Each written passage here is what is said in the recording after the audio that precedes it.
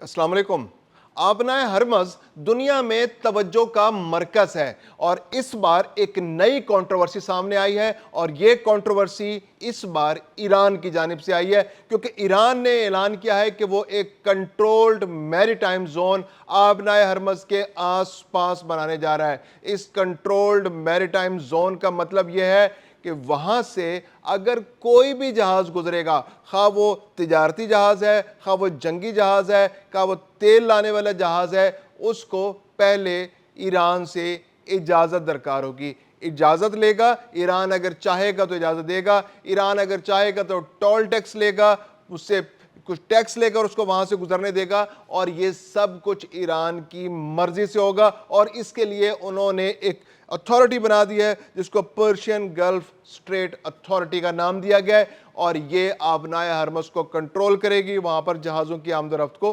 Control करेगी। अब इस सारी सूरत हाल के अंदर हमें समझना होगा कि आबनाए हरमज़ एक्चुअली है क्या। आबनाए हरमज़ बज़ाहिर एक रास्ता है जो खलीज फारिस को खलीज उमान से मिलाता है, खलीज फारिस से खलीज उमान, और वहाँ से खलीज फारिस उमान से गुजर कर जहाज़ बहरा अरब में दाखिल हो सकते हैं। ये बज़ाहिर कई दर्जन किलोमीटर चौड़ा, यानी कि समझिए कि 100 किलोमीटर के आसपास चौड़ा एक इलाका दिखाई देता है, लेकिन एक्चुअली जहाज़ों के लिए ये इतना चौड़ा इलाका नहीं है। जो अभी वहाँ पर आमदोरफ्त है जहाज़ों की, तो उसमें दो चैनल्स हैं। एक चैनल है जहाज़ों के आने के लिए जो खलीज फारिस के अंदर जहाज़ दाखिल होते हैं, और एक चैनल है खलीज फारिस से जहाज़ों के बाहर जाने के लिए। जो अंदर आने वाला चैनल है वो तकरीबन 2 किलोमीटर चौड़ा है, और जो बाहर जाने के लिए जो रास्ता दिया गया है, जो जहाज़ों का रास्ता है, वो भी सिर्फ 2 किलोमीटर चौड़ा है। और इन दोनों रास्तों के दरमियान 1-2 किलोमीटर चौड़ा बफर है, यानी जहाज़ उसके अंदर दाखिल नहीं होते। आने वाले जहाज़ अपने 2 किलोमीटर के रास्ते से आते हैं और जाने वाले जहाज़ अपने 2 किलोमीटर के रास्ते से वापस जाते हैं। उसकी वजह यह है कि समंदर इस 2 किलोमीटर के रास्ते के आने वाले रास्ते और 2 किलोमीटर के जाने वाले रास्ते के अलावा काफ़ी कम गहरा है। यानी कि अगर सुपर टैंकर्स आते हैं, बड़े तिजारती जहाज़ आते हैं, बड़े बहरी जहाज़ आते हैं, या बड़े जंगी जहाज़ आते हैं, तो वो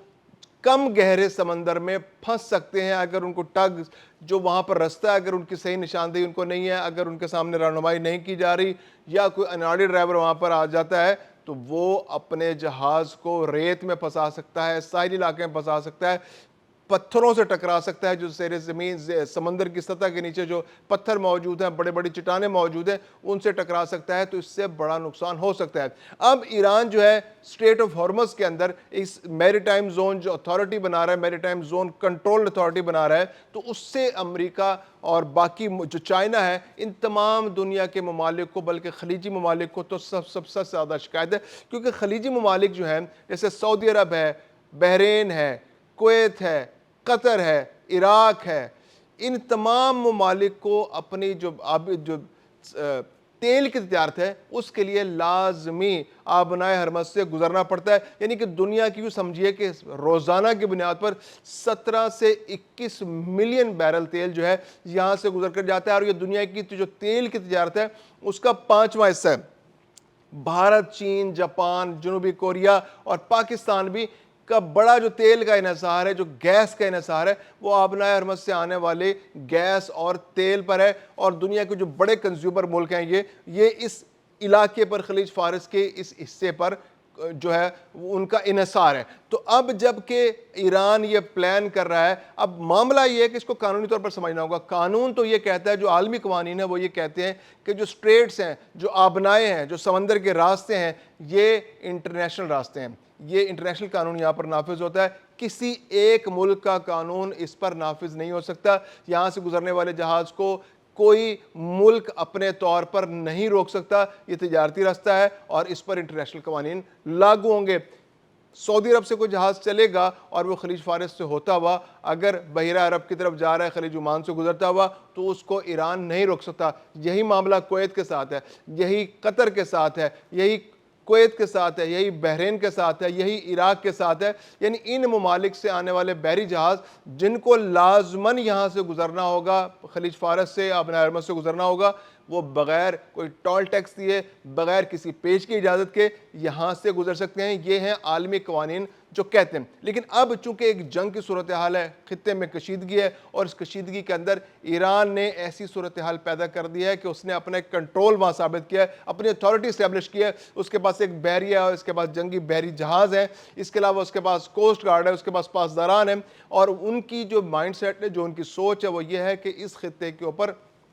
ان کا کنٹرول بنایا جائے۔ تمام ممالک کے بحری جہاز یہاں سے پوچھیں، گزریں، اور یہاں سے جاتے ہوئے آتے ہوئے ان سے اجازت لیتے ہوئے یہاں سے گزریں۔ آئل ٹینکرز کے لیے موجودہ نظام تو یہ ہے کہ یہاں سے آزاد گزر گیا، یہاں پر انہیں کوئی ٹیکس نہیں دینا پڑتا، کوئی ان کو اجازت نہیں لینی پڑتی، کوئی اطلاع نہیں دینی پڑتی۔ لیکن آنے والا جو سینیریو ہے، جو اس اتھارٹی کے بننے کے بعد جو ایران نے اسٹیبلش کیا ہے یا ایران نے جو سجیسٹ کیا ہے، اس میں ان کو پہلے سے اجازت لینی ہوگی۔ اس کے علاوہ جو ایل این جی جہاز ہیں، جو خاص طور پہ قطر کا شیئر جس میں سب زیادہ ہے، کیونکہ ایل این جی کی تجارت میں خلیج فارس کے اندر جو ممالک واقع ہیں ان میں قطر سب سے آگے ہے۔ ابھی تک جو موجودہ سینیریو ہے اس کے اندر یہ ہے کہ یہاں سے گزرنے کے لیے کسی قسم کی پیش کی اطلاع کی ضرورت نہیں، یہ آزادانہ تجارت ہوتی ہے۔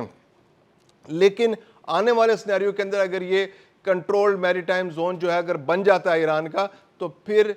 پیش کی اجازت لازمی ہو جائے گی، اور یہاں سے گزرنے کے لیے قطر پہلے ایران سے اجازت لے گا، پھر اس کا جہاز یہاں سے گزرا کرے گا۔ جنگی جہازوں کے لیے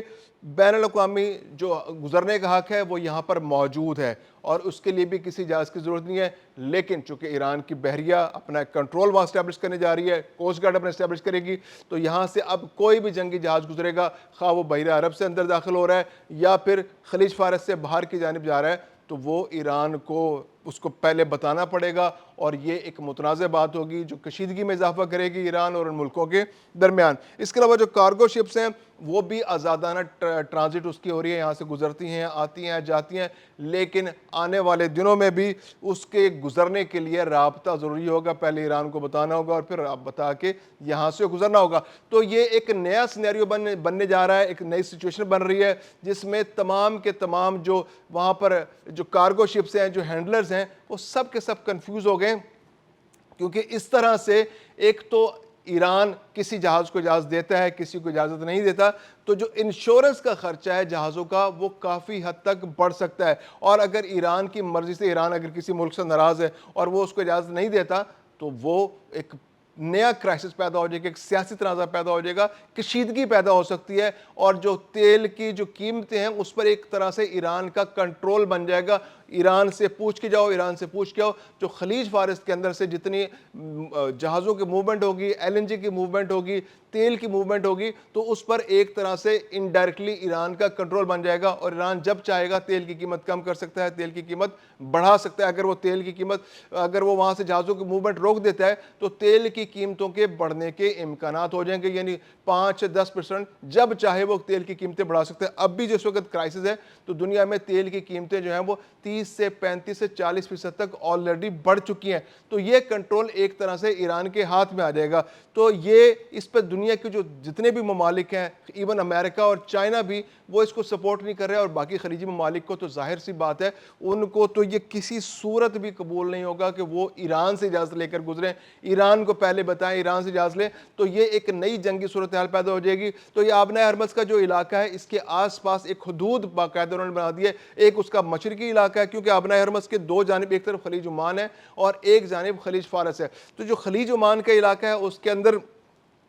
ایران کا جو بارڈر ہے اس میں کوہ مبارک سے لے کر جو فجیرہ کی بندرگاہ ہے، جنوب میں فجیرہ کی بندرگاہ تک کا جو علاقہ ہے اس کو اس کنٹرولڈ میری ٹائم زون کے اندر شامل کیا گیا ہے۔ اور جب آپ خلیج فارس کے اندر آتے ہیں تو خلیج فارس کے اندر جو ایران کا جزیرہ قشم ہے اور وہاں سے لے کر یو اے کی جو القوین کی بندرگاہ ہے وہاں تک کا علاقہ جو ہے اس کو کنٹرولڈ میری ٹائم زون کے اندر شامل کیا گیا ہے۔ اب متحدہ عرب امارات کی دو بندرگاہوں کے ذکر ہو رہا ہے تو متحدہ عرب امارات کو تو ظاہر سی بات ہے اس فیصلے پر اعتراض ہوگا، اور ممکنہ طور پر متحدہ عرب امارات یا خلیجی ممالک کی جانب سے بھی مقابلے میں کسی کنٹرول میری ٹائم زون کا جو اسٹیبلش ہونے کی بات ہو سکتی ہے. تو یہ ایک کشیدہ صورتحال ہے اور یہ جو اعلان ہے اس سے یقیناً کشیدگی میں اضافہ ہوگا. متحدہ عرب امارات، سعودی عرب، کویت، عراق، بحرین، قطر، تمام کے تمام ممالک اس سے متاثر ہوں گے. کوئی بھی ملک نہیں چاہے گا کہ ایک آبی گزرگاہ جہاں سے آزادانہ تجارت ہو رہی ہے وہاں پر ایک ملک کا کنٹرول بن جائے اور اس ملک کو دنیا کی قوتیں تسلیم کر لیں. تو اس کے بعد ایک کارگو انڈسٹری، جو شپنگ انڈسٹری ہے، جو بحری جہاز گزر رہے ہیں، جو انشورنس کے مسائل پیدا ہوں گے، جو تیل کی قیمتوں پر کسی ایک ملک کا کنٹرول بن جائے گا، تو یہ کسی صورت بھی نہ وہ بھارت کو قابل قبول ہوگا، نہ وہ چین کو قابل قبول ہوگا، نہ وہ جاپان کو قابل قبول ہوگا، نہ جو وہ جنوبی کوریا کو، اور نہ ہی وہ پاکستان کو قابل قبول ہوگا. تو یہ ایک مسئلے کا حل کی طرف نہیں بلکہ ایک کشیدگی کے نئے پنڈورا باکس کی جانب ایک قدم بڑھایا گیا ہے. اور آنے والے دنوں میں اگر یہ مسئلہ حل نہیں ہوتا تو یہ کشیدگی میں اضافے کا باعث بنے گا.